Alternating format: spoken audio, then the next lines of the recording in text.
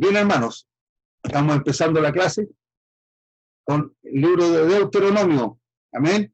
Este es un libro espectacular que tiene un nombre interesantísimo que lo vamos a ver de inmediato en la imagen que viene.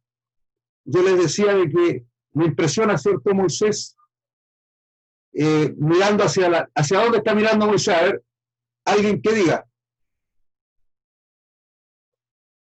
Hacia la tierra prometida. Él llegó hasta ahí nomás, no entró, la miró de lejos, la promesa. Eso me impresiona mucho. Me impresiona mucho. Y a pesar de que Dios no le permitió entrar a la tierra prometida, él se mantuvo fiel hasta el final. Fiel al plan del Señor, fiel, cuidando la honra del Señor, cuidando que la obra del Señor siguiera creciendo, desarrollándose. Hay detalles hermosos que vamos a considerar más adelante en cuanto a la actitud de Moisés, a pesar de que él sabía que no iba a entrar. Entonces vamos a estar viendo con la ayuda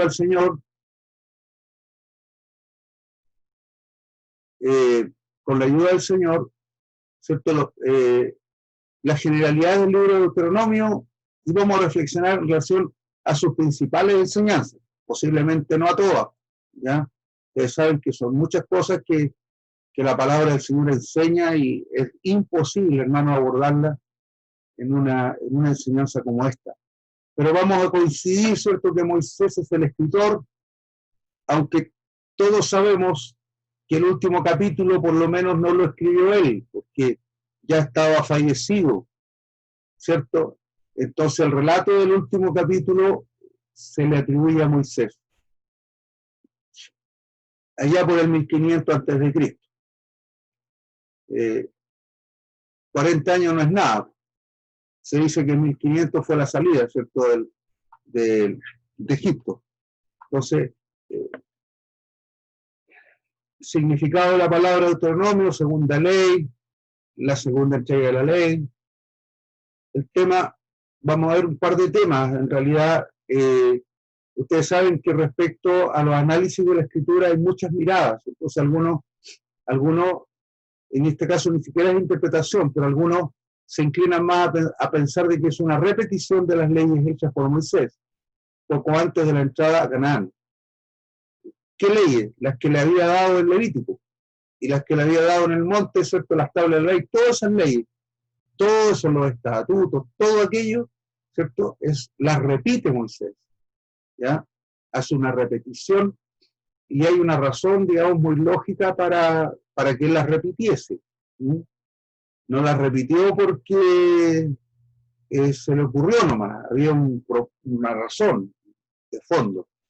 Y la vamos a ver más adelante, seguro. En esa repetición de la ley están los 10 mandamientos y están 4 discursos pronunciados por Moisés.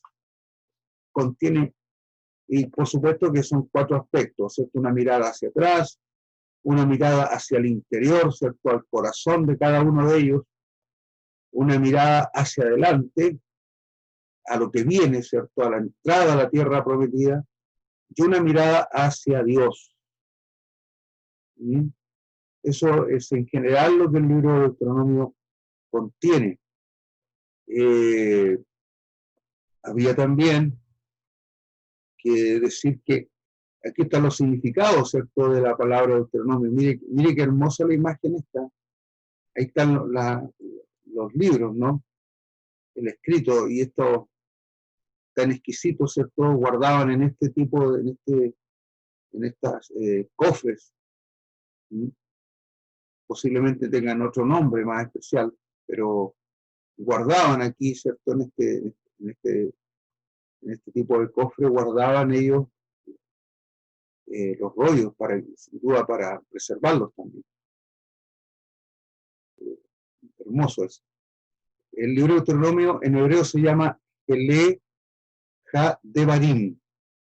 Ele Ha-Devarim. Significa, estas son las palabras o sencillamente las palabras, ¿ya?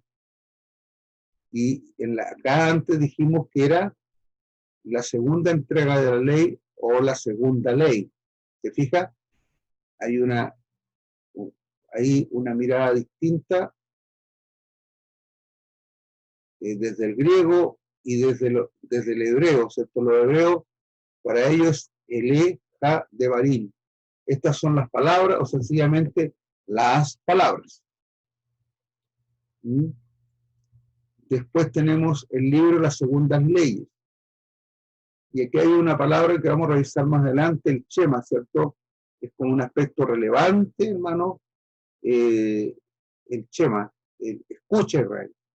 El mensaje principal del libro consiste en enseñar al pueblo que la promesa de la tierra está condicionada al cumplimiento de lo pactado en la alianza. ¿Ya? Si el pueblo obedecía, si el Señor cumplía el pacto, Él también iba a cumplir plenamente. Y aquí vamos avanzando hacia los propósitos. El Deuteronomio tenía el interés, ¿cierto?, de preparar al pueblo, ¿cierto?, de Israel para la conquista, para la conquista, prepararlo, ¿cierto?, que ellos supieran lo que se les venía, que lo palparan y que se prepararan anímica, ¿cierto?, mental, psicológicamente, que ellos se mentalizaran. Vamos a entrar a la tierra prometida, vamos a hacer exactamente lo que el Señor quiere, porque eso es lo que nos está pidiendo.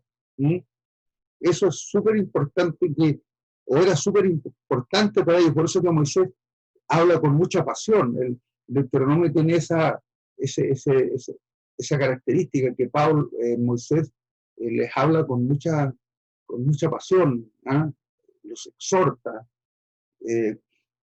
con un gran interés. El Deuteronomio presenta los conceptos de la ley en términos prácticos. Para ese tiempo, quizás nosotros todavía lo vemos muy lejos de lo práctico, pero el Deuteronomio tenía ese interés de que entendieran mejor ellos, de que relacionaran la palabra con la vivencia, que hicieran un vínculo entre lo que la palabra enseñaba, ¿cierto?, para aplicarlo, ¿cierto? Porque la palabra si no se vive, si no se actúa, no sirve. No es solo conocimiento la palabra del Señor, sino que es vida. Tus palabras son espíritu y son vida, le dijo Pedro a Jesús. ¿A quién iremos, Señor?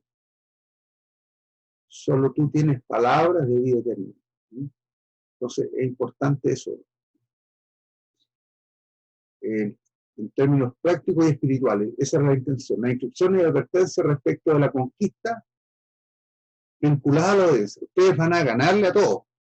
Ninguno te podrá hacer frente en todos los días de tu vida, ¿cierto? Así le dijo Dios a Josué. Ninguno te podrá hacer frente en todos los días de tu vida. Solamente que guardes todas las cosas que están escritas.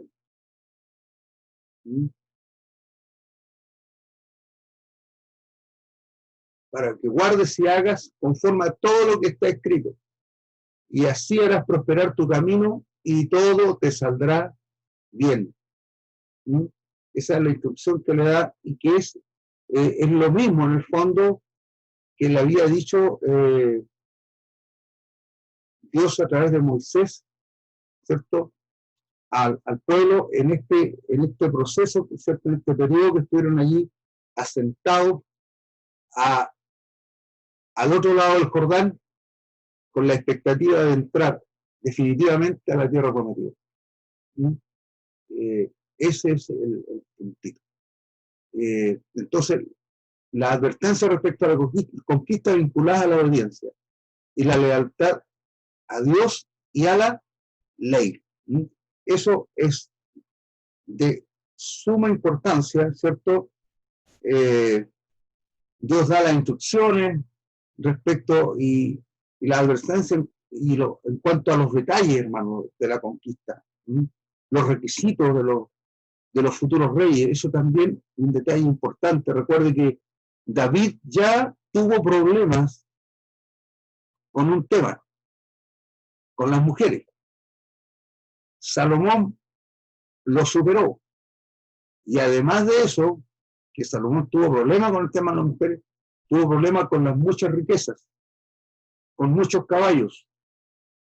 Y Dios había advertido que los reyes no cayeran en esos errores, porque iban a perder el propósito, iban a perder la visión, se iban a desviar.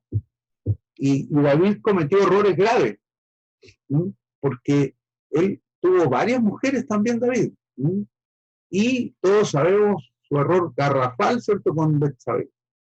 Así es que ahí hay una advertencia clara, ¿cierto?,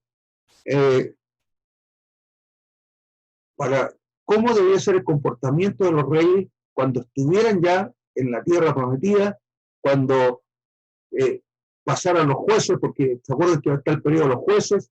Samuel es el último juez, y a Samuel le piden rey los pueblos, y Dios se estaba anteponiendo a ese momento y les dice: si cuando venga, tengan rey ustedes, los reyes deben tener este comportamiento. Y está allí en la palabra, está claramente detallado eso. Y lo otro que podríamos decir, también habla de los falsos profetas y de cómo el pueblo podía identificarlo. Pero bien fuerte el Deuteronomio en cuanto a eso. Habla de la obediencia, las bendiciones que trae la obediencia y las maldiciones de la obediencia. Si bien es cierto, el obedecer a Dios trae bendición a los creyentes, pero el desobedecer trae maldición. Y tenemos apuntado aquí, ¿cierto?, el Deuteronomio 6.5, el Deuteronomio 6.5, que con el 6.4 también son emblemáticos, ¿cierto?, en la vida de Israel, y es porque Dios pretende que su pueblo, ¿cierto?, tenga lealtad a Él y a la ley, que sean leales a Él y a la ley que Él les había impartido. Una ley exclusiva, una ley única, que no tenía, digamos, ninguna otra legislación de alguna nación conocida de aquel entonces podía alcanzar el nivel, ¿cierto?, que la ley que Dios le dio a su pueblo tenía. Así que era muy importante para Dios eso. Moshe, ¿cierto?, Nomo, segunda ley, las palabras, ahí están las dos, Devarim, palabras, Deuteronomos, segunda ley. ¿Ya? Moshe o Moisés, ¿cierto?, el autor, propósito, recuerde que había muerto la generación. Por eso es que Moisés tiene que repetir la ley para que la nueva generación escuche la Torá y aprenda lo sucedido en la antesala de la prometida. Porque un pueblo sin historia, hermano, ellos tenían que saber su historia, tenían que saber qué había pasado al salir de Egipto, las obras poderosas que el Señor había hecho. Entonces, Moisés entiende esto y ve la necesidad de repetir la ley. La obediencia divina. Se fija que los temas varían en la imagen que mostré hace como 3 imágenes atrás, el tema era distinto. ¿Por qué? Porque hay autores que privilegian un aspecto sobre otro, le parece más relevante. Es un repaso de la Torá o de la Mishneh Torá. Número es un viaje, ¿cierto? El libro de Números es un viaje. Qué bonito lo que dice, ¿cierto? Es un viaje, ¿por qué? Porque caminaron 40 años. Y Devarim es el momento de sentarse a escuchar. ¿Ya? Ahí no ahí se estacionaron por mucho tiempo, ¿cierto?, a escuchar, y esencialmente lo que Dios les dice: recuerda lo que hice por ustedes, ¿ya? Recuerden el libro de Éxodo, ustedes no estaban ahí, pero recuérdense lo que pasó ahí, lo que pasó en Egipto, cómo los saqué de Egipto. Ese es el propósito ahí, ¿eh? Entonces,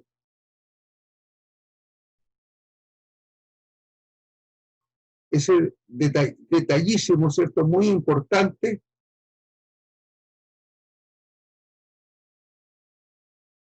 Y el Señor les dice: recuerda, no te olvides. El segundo énfasis, cierto énfasis, es llamados a obedecer. Dios llama a su pueblo a obedecer, ¿eh? Y también pon atención, le dice, porque claro, hay bendiciones, tremendas bendiciones, pero cuidado que también hay maldiciones, ¿eh? Y eso es algo que tenemos que saber, ¿eh? Hay muchos que sostienen de que no, que todo va a ir bien, no. Y no es así. Claro, quisiéramos que fuera así, que todo bien, que hagamos lo que hagamos, la bendición sigue, porque como el Señor es fiel, pero el Señor espera también que nosotros seamos fieles por amor, por el gran amor que Él ha tenido con nosotros. La historia y la religión israelí, refiriéndose a la importancia del Deuteronomio. Deuteronomio es importante por muchas razones, pero los comentaristas, ¿cierto?, coinciden en esto, que la historia y la religión israelí usó, ¿cierto?, el Deuteronomio para juzgar a los reyes, si eran buenos o malos, para exhortarlos, para aconsejarlos, para decir: este rey es bueno o es malo. Este libro despertó el avivamiento, ¿cierto?, al ser descubierto. Recuerden, ¿cierto?, a Joás, ¿cierto?, el rey que se encontró, ¿cierto?, con ese libro que estaba por ahí abandonado, el libro de la ley, y él feliz lo lee. Jeremías y Ezequiel se basaron en él, hermanos, para sus comentarios, para sus reflexiones, ¿eh? Es citado más de 80 veces en el Nuevo Testamento, y Jesús, particularmente Jesús, lo cita en varias ocasiones, como en la tentación. Los textos que Jesús usa en la tentación, cuando se separa con Satanás, ¿cierto? Ahí Jesús recurre, ¿cierto?, al Deuteronomio para enfrentar al tentador. Y Deuteronomio abre la puerta, ¿cierto?,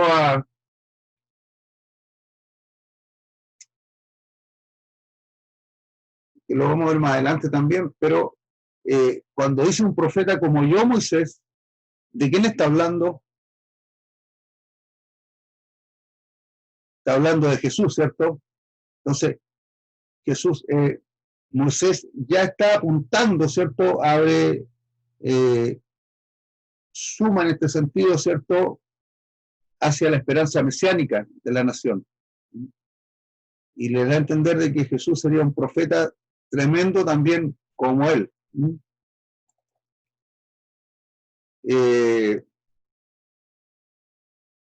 Para recordar un poco, los primeros 3 capítulos, ¿cierto?, habla de los sucesos del Sinaí, de Sinaí a Canaán, la exhortación a los adversarios, los 10 mandamientos, la exhortación a la obediencia, capítulo 6 al 11, el libro del pacto, del 12 al 26, las maldiciones en el monte Ebal, y el capítulo 28, la obediencia y la desobediencia.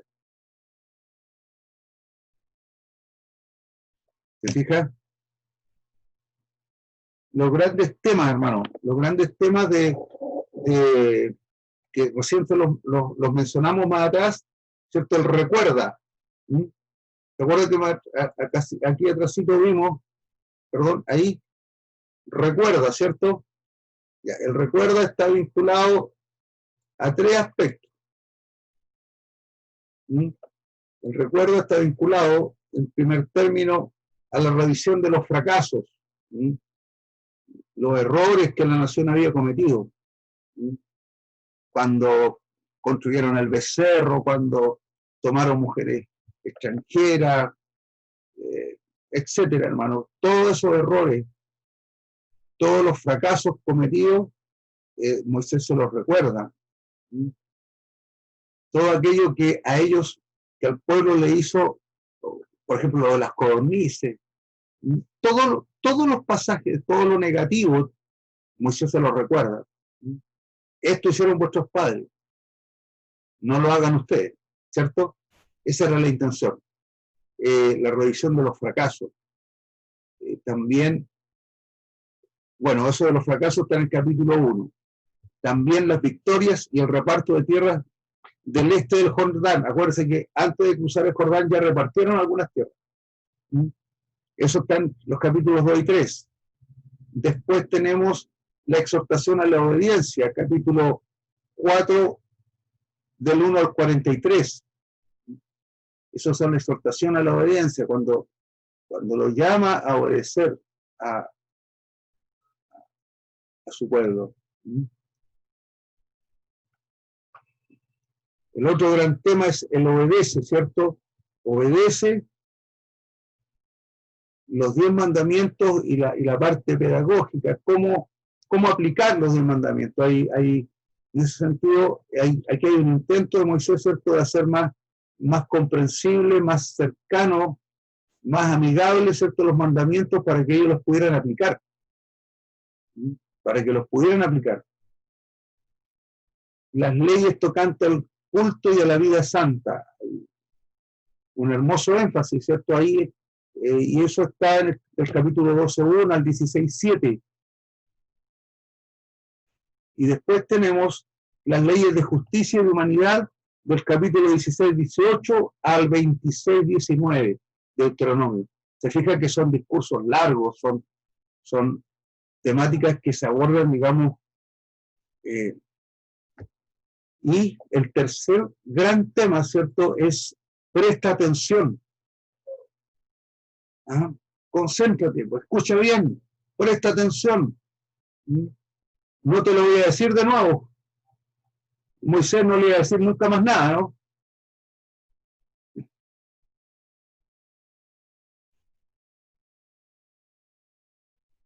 Y les habla, ¿cierto?, de las bendiciones y maldiciones que van a venir. Bendito serás en el campo, tu arteza, bendito Héctor, estarás arriba y no abajo, serás cabeza y no cola. Todas las bendiciones.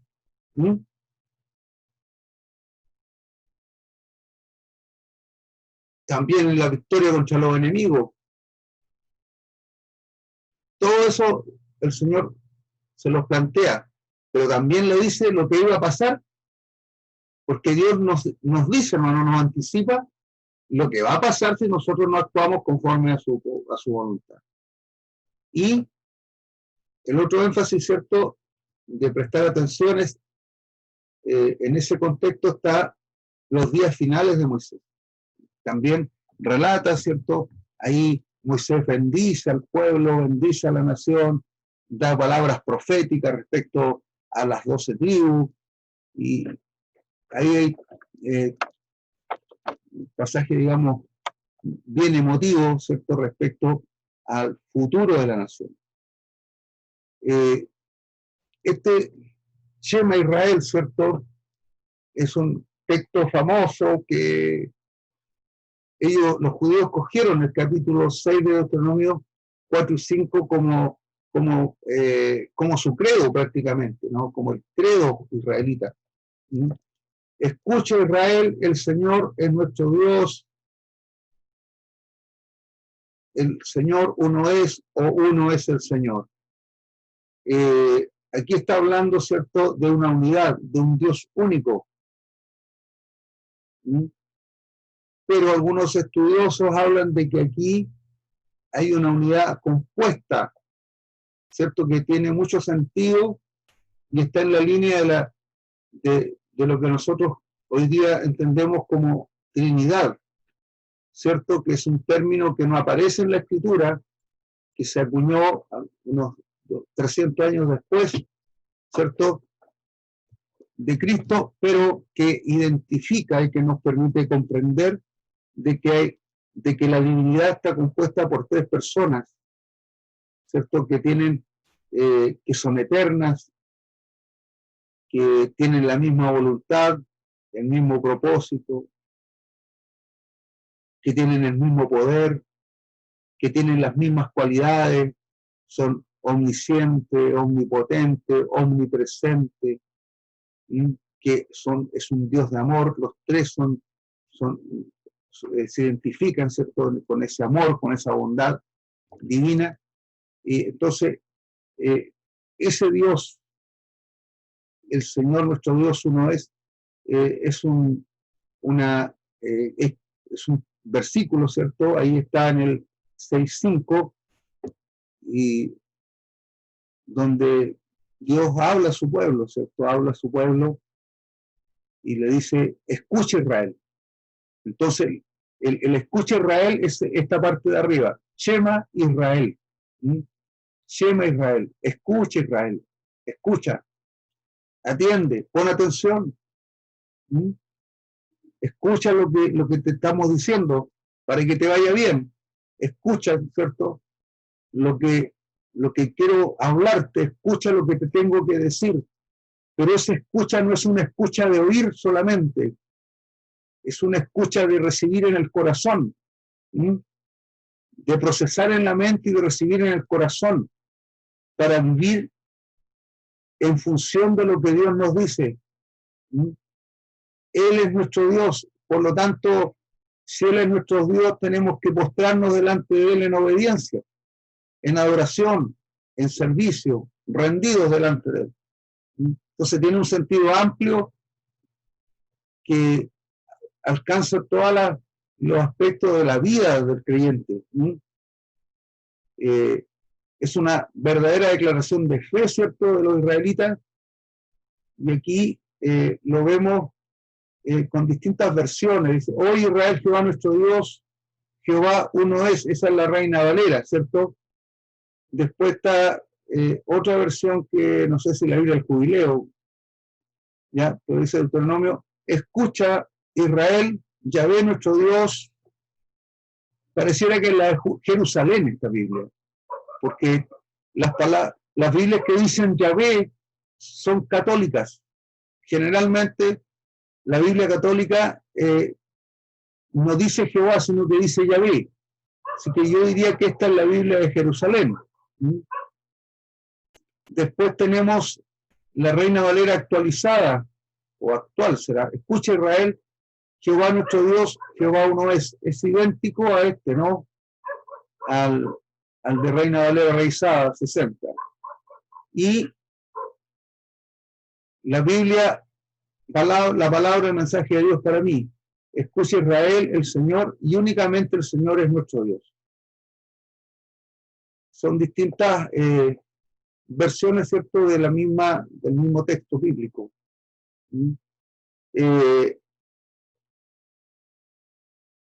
Exactamente. Eso es.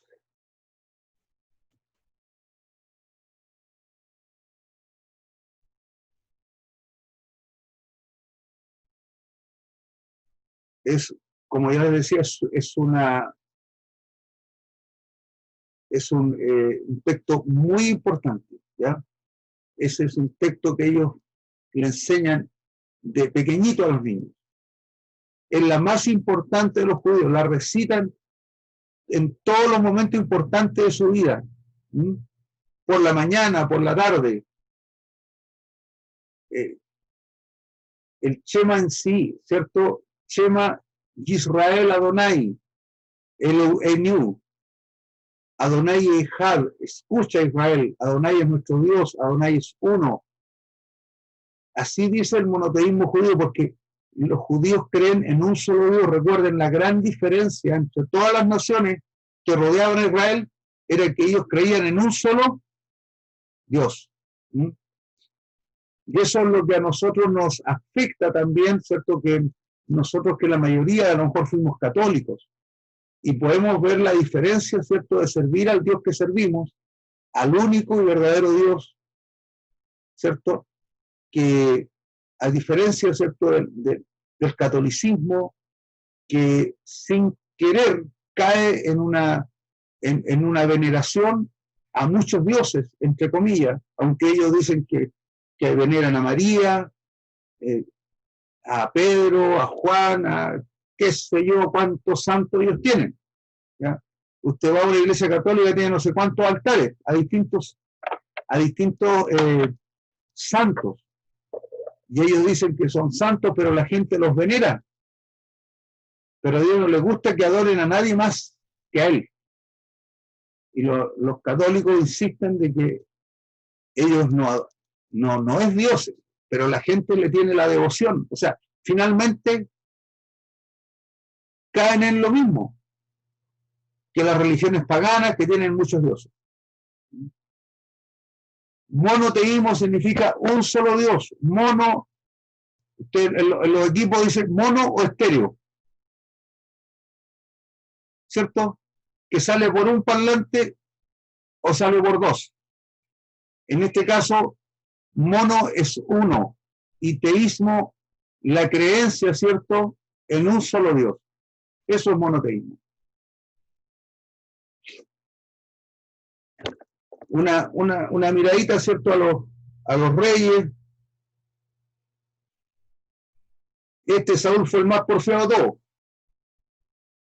Desobediente, vanidoso, soberbio.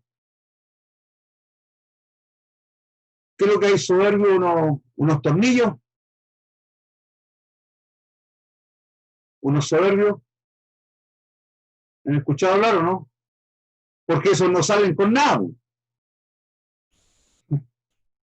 El soberbio no se echa para atrás, pues. Este era así.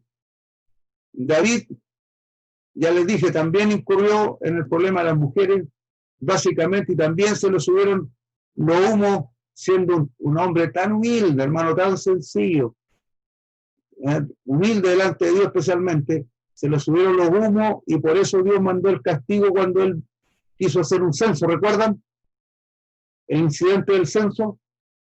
Y ahí Dios manda un ángel y empieza a morir la gente. Y David quedó pero destruido con eso, y le dijo a Dios: mátame a mí, ellos no tienen la culpa. Y se pone ahí delante de Dios. Y ahí Dios detiene la mortandad y le dice que suba al monte y le ofrezca sacrificio. Y ahí aparece otra vez esa condición maravillosa, ¿cierto?, de David, que tanto le agradaba a Dios, que va llegando arriba al monte, y el dueño de ese sector, ¿cierto?, Arauna se llamaba ese caballero, le dice: oh rey, quedó impresionado que fuera el rey subiendo con todas sus ropas reales, con todo su séquito, hermano. ¿Ya? No se puso buzo deportivo y zapatilla el rey para ir para allá. Fue así como estaba nomás, de rey. Porque Dios le dijo, no, partió al tiro, ¿no? Y le dijo a Arauna: yo le regalo los bueyes, le regalo la madera, le regalo todo para que usted haga el sacrificio para Jehová su Dios. Y David le dice: no, yo no voy a dar sacrificio a Dios que a mí no me cuesta en nada. Así que le pagó todo lo que el Arauna le pasó. Esa es una enseñanza maravillosa y muestra el corazón de David. Bueno, vemos a Salomón también, que fue reprobado absolutamente por el Señor, porque no solamente pecó con mujeres, no solamente tuvo muchas riquezas, incluso hay una inscripción ahí en el Deuteronomio, dice que no debían comprar muchos caballos, y Salomón tenía unas caballerizas, y había por mucho tiempo la duda respecto a eso, pero se encontraron, hermanos, los arqueólogos encontraron en Megido, encontraron una cantidad de caballerizas que eran de Salomón, de los caballos que él tenía. y los caballos hablaban de autoridad, hablaban de riqueza, de poder. Y más encima, Salomón construyó altares, ¿cierto?, para las mujeres, para sus mujeres que eran extranjeras. Él se casaba con mujeres extranjeras para hacer alianza con los reyes vecinos y para mantener la paz. ¿Se fija? Pero las mujeres llegaban a Jerusalén y querían adorar a sus dioses y convencían, hermano, al Salomón. El Salomón sabía que no, pero la mujer lograba convencerlo y hacer lo que el Salomón sabía que estaba malo. Pero terminaba haciendo exactamente lo que la mujer le pedía.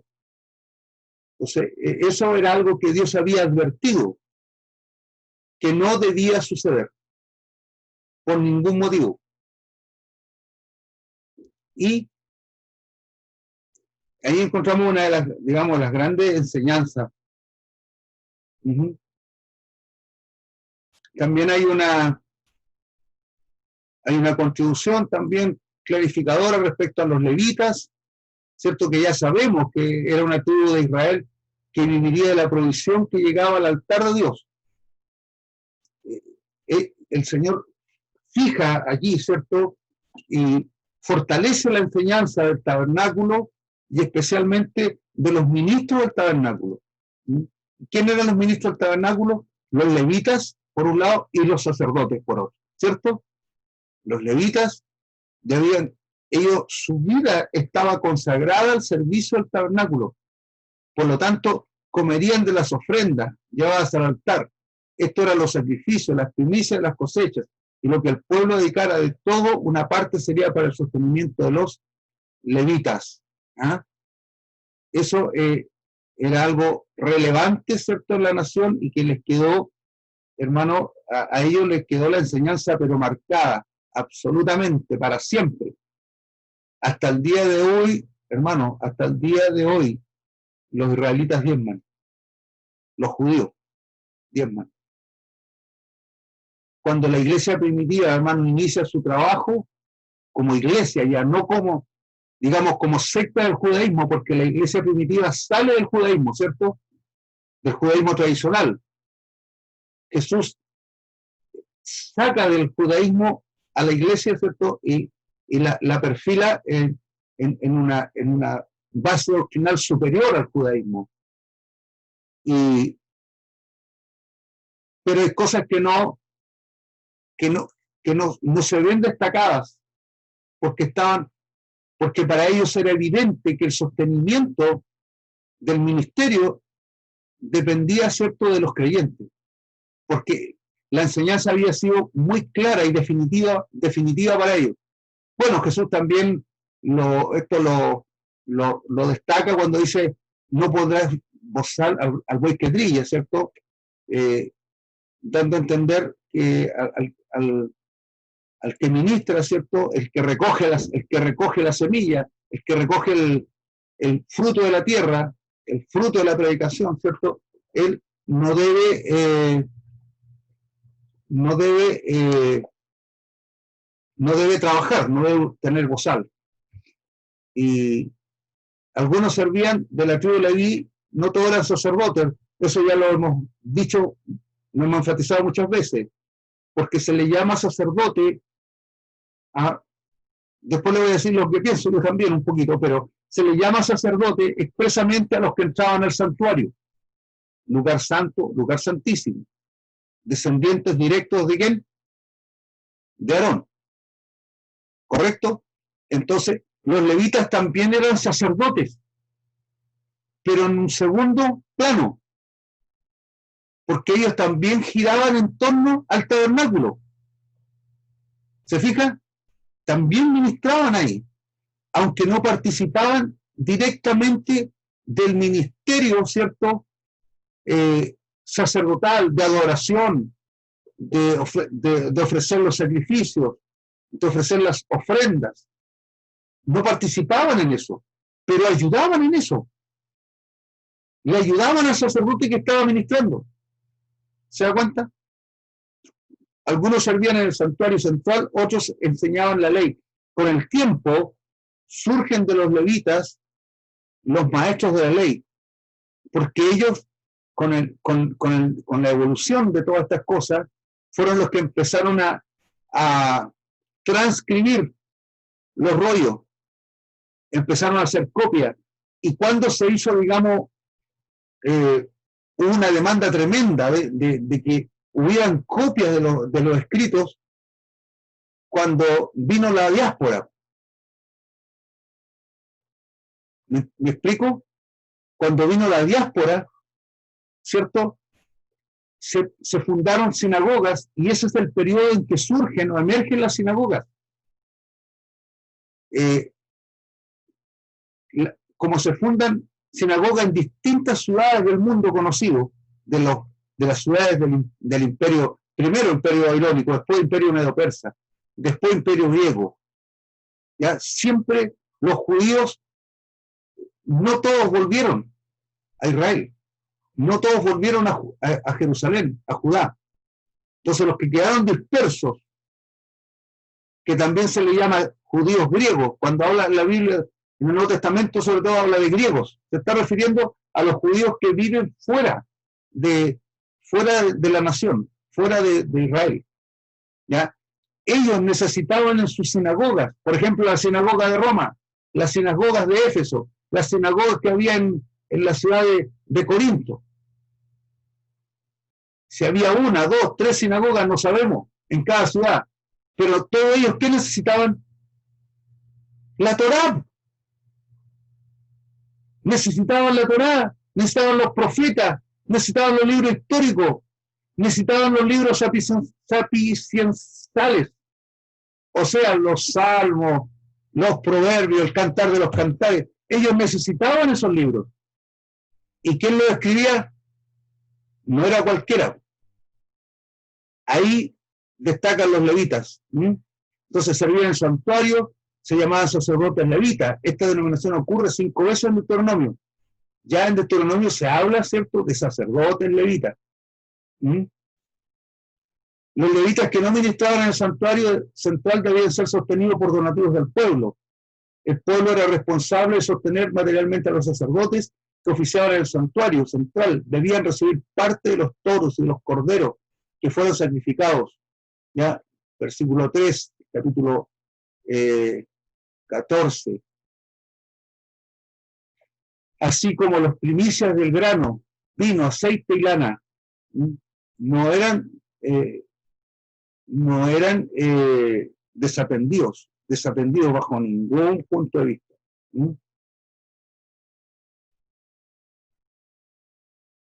Ahí están los levitas, ¿cierto? Los coatitas, que desaparecieron muchos. ¿Cuándo fue eso? Quedaron re pocos, porque acuérdense que ¿quién era de la tribu de Coat? Coré. O sea, de la familia de Coat. Los gersonitas, los de Merari, y aquí hubo un vacío con ellos. Entonces los que tenían oficios claros eran los que se preocupan de las cortinas, de las cubiertas, de las cuerdas, las tablas, las barras, las columnas, las bases. ¿Se fijan?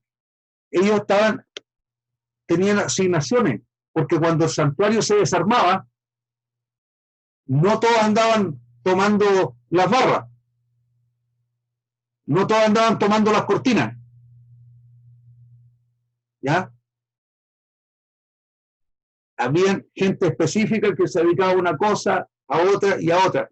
Eso también nos enseña, hermanos, que en la iglesia no todos vamos a hacer las mismas funciones.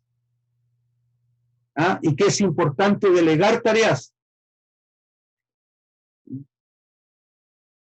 Entonces, cuando los pastores trabajan con su iglesia y con sus hermanos y le asignan distintas tareas a unos y a otros, es una forma bíblica de trabajar.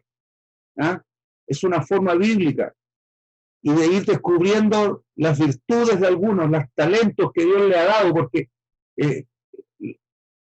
todos tienen distintas luces, hermanos.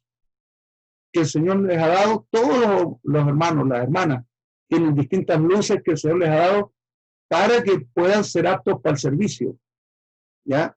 Y tienen que, ¿cierto?, usar los talentos y los dones que Dios les ha concedido, como dirían nuestros hermanos pentecostales, por gracia y misericordia.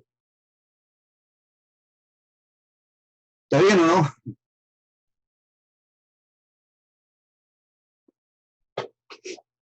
Mire bien esa imagen y después vemos de qué se trata.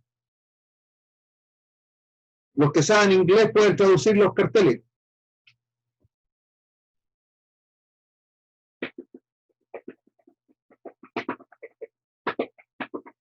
Faltan los kilómetros nomás para llegar, porque si uno iba arrancando para llegar a una ciudad de refugio, tenía que saber cuánto le faltaba.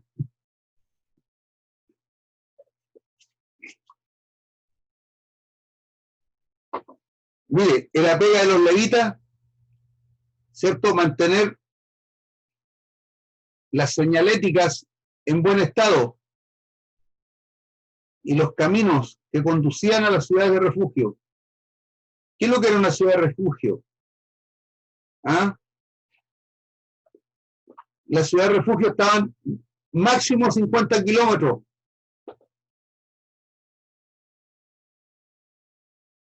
Y los levitas estaban distribuidos en 48 ciudades repartidas entre todas las tribus de Israel. Esto aseguraba que todos los israelitas serían instruidos por los levitas que habitaban en el medio de ellos. Los levitas fueron puestos para ser ejemplos de fidelidad y santidad. Ellos inculcaban al pueblo los valores religiosos y el conocimiento del Dios verdadero. Pero, hermano, fracasaron. Los levitas se descarriaron mucho. Por ejemplo, en el tiempo del Reino del Norte, cuando se separa, ¿cierto?, la nación de Israel y queda la tribu de Judá, ¿cierto?, ahí con unos pocos benjamitas y efraimitas también, ¿ya? Y las otras 10 tribus quedan al norte.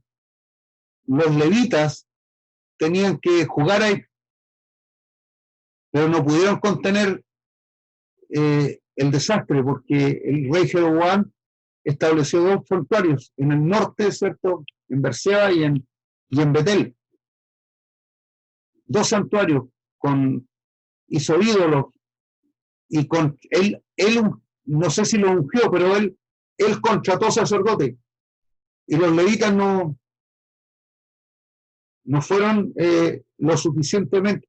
Ahí en esas ciudades, ¿cierto?, del Reino del Norte es donde se desarrolla el ministerio del profeta Elías, por ejemplo, del profeta Eliseo.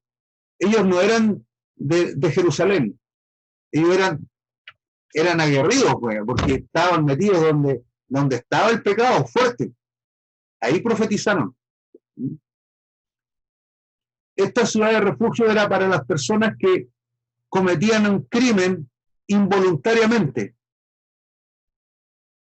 Algo que fue inevitable, que como alguien diría, casual, aunque nosotros no creemos las casualidades, pero fue algo que la persona no pudo evitar, que no fue, digamos, de puro gusto.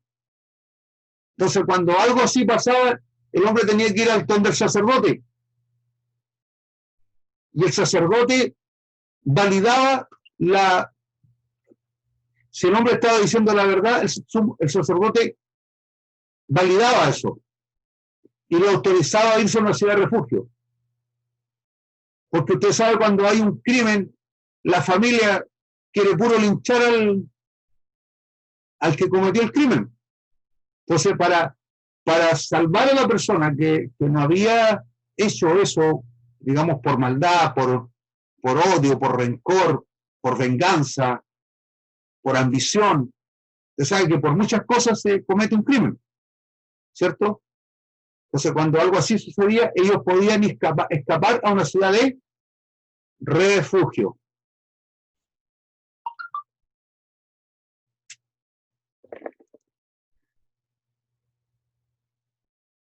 Aquí es un tema interesante, ¿cierto? Cómo vestían el vestido de los hombres, el vestido de las mujeres.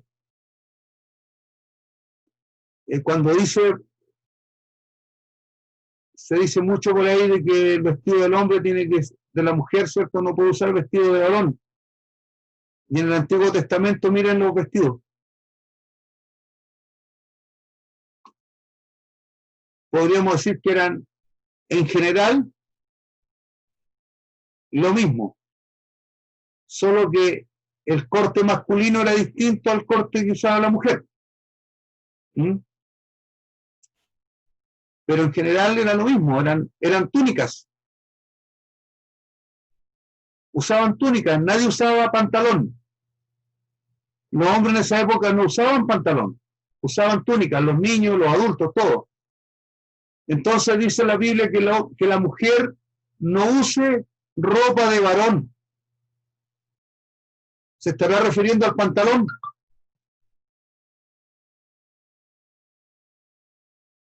Por ningún motivo.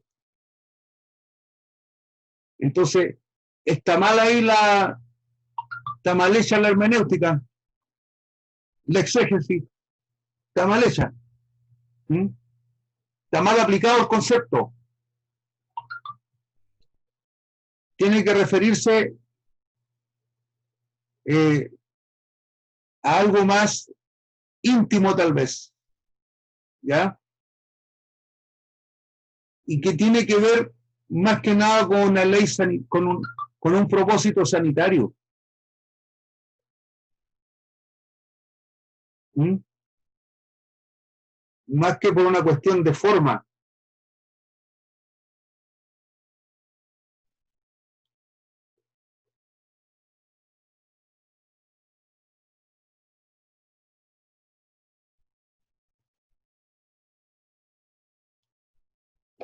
Como decía, en general uno veía gente con túnicas de lejos. El corte era distinto. El corte era distinto, el diseño era distinto porque la mujer, ¿cierto?, tenía un diseño más femenino y el hombre uno más masculino. Y pare de contar, hermano. Voy a leer el texto de Deuteronomio 22:5. Usted también lo puede leer en su casa. Para que se lo diga a los hermanitos cuando de repente se escandalizan porque usted anda con pantalones. Dice, no vestirá la mujer traje de hombre, ni el hombre vestirá ropa de mujer, porque esa abominación es a Jehová tu Dios, cualquiera que lo hace.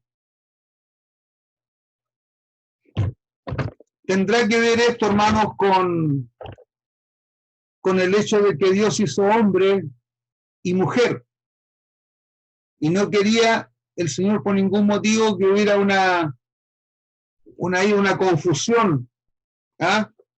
Que la mujer pareciera hombre y que el hombre pareciera mujer. Que no hubiera una inclinación hacia la sodomía, ¿verdad? Porque el texto no es digamos, no se caracteriza por ser explicativo, ¿ya? No es un texto que se caracterice por ser explicativo, pero hay que intentar comprender, ¿cierto?, hacia dónde apunta. Pero claramente no está apuntando, en ningún caso está hablando de pantalones. O sea, si nos ponemos en el contexto de hoy, que el hombre usa pantalón, la mujer también puede usar pantalón con un corte femenino, ¿cierto? Claro que ahora ya no se da cuenta uno cuál es el femenino y cuál es el masculino. Está todo muy semejante. Pero, por ejemplo, hay mujeres que usan terno y se nota cuando la ropa es de corte femenino, a pesar que es un terno. El encaje, ¿cierto?, del blazer es distinto, el del pantalón, y también tiene que ver con la anatomía de la mujer, que es distinta.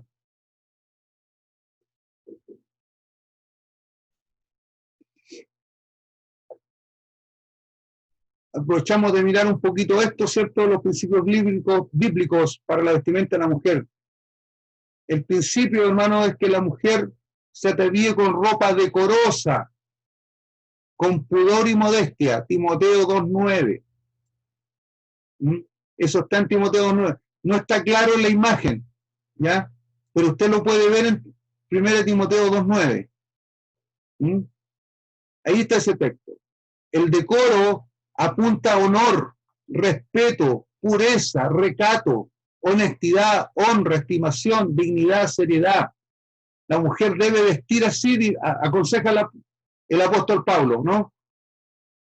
Debe vestir, ¿cierto?, con decoro, y el decoro, ¿cierto?, nos habla de honor, respeto, pureza, respeto a Dios, porque Dios la hizo mujer y no hombre. Honor, que la mujer, ¿cierto?, vista de tal forma que sea respetada, se le dé el lugar de mujer que tiene, con pureza. Eso entendemos claramente que apunta a que la mujer debe vestir de modo que no genere, digamos, solo no genere pensamientos, ¿cierto?, que no corresponden. Ojalá, aunque tampoco una mujer se va a vestir con un saco, hermano, para que nadie la vea. ¿Ya? No ese es el espíritu de esto, ¿ya? Porque con saco y todo, si es notoriamente agraciada, igual se va a distinguir. ¿Ya? Debe vestir con honestidad, con honra, con estimación, dignidad, seriedad. Y esto tiene que ver mucho con Dios, ¿ya?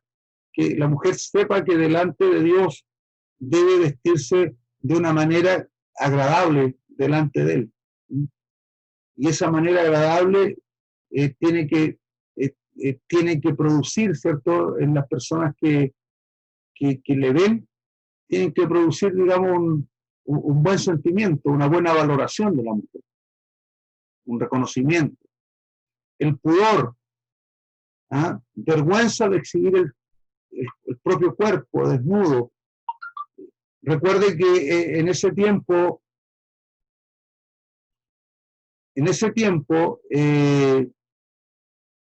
había muchas mujeres que venían del mundo pagano, del mundo de la idolatría, de la veneración a otros dioses. Y cuando se convertían mujeres que eran parte, ¿cierto?, de la ceremonia de veneración a otros dioses, también eran mujeres con algún atractivo mayor, ¿cierto?, porque eran sacerdotisas, muchas de ellas. Entonces esta palabra también apunta a que estas mujeres que eran conversas y que era necesario orientarlas, ¿ya?, en la nueva vida. Entonces Pablo les habla que había que vestir con pudor, ¿ya?, que ya no es como antes, que ellas tenían que exhibirse y que prácticamente el motivo de su vida era exhibir su cuerpo porque era por lo que las valoraban, y por la que se ganaban la vida, porque también había una vinculación con la prostitución, hermano, ¿ya?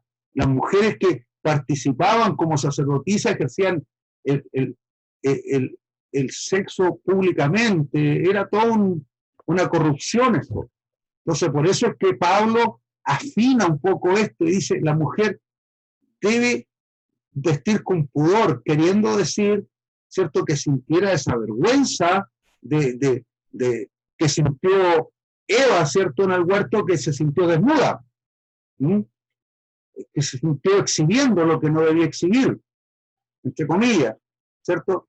Entonces, a eso se refiere la palabra. Entonces, por eso la mujer, obviamente, en la iglesia debe tener un cuidado especial, porque va al culto.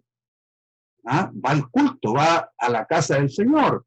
No va al parque, no va al mall, no va a la feria.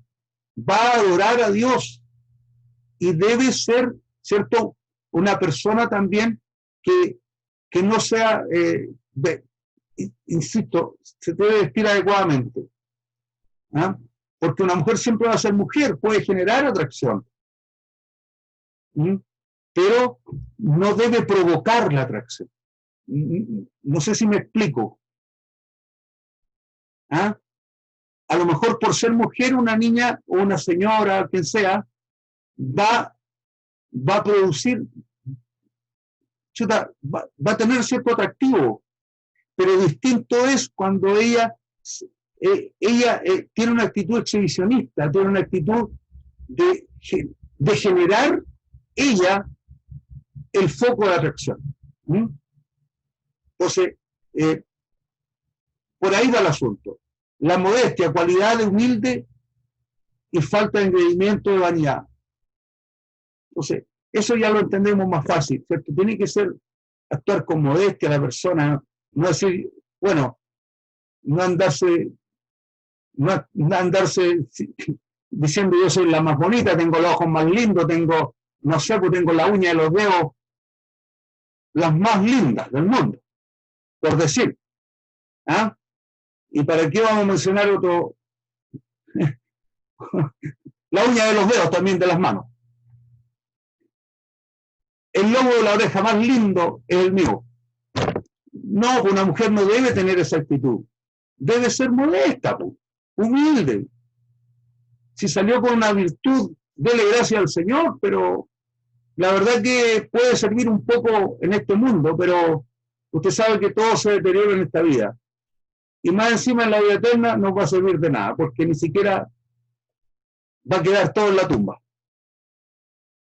Los ojos azules, esos tan fantásticos, quedan en la tumba. Todo queda en la tumba, todo. Así que no tenemos mucho de qué creer.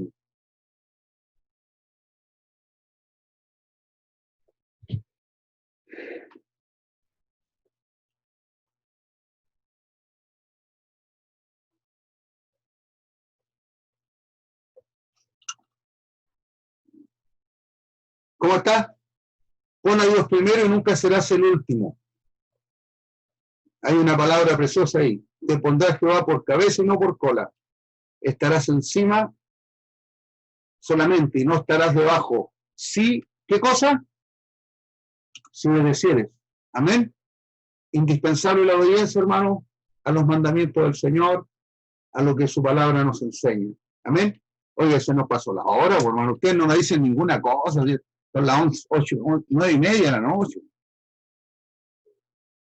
¿Ah? Ya estaba medio aburrido, ¿no? Díganme la firme. ¿Cuántos aburridos estaban?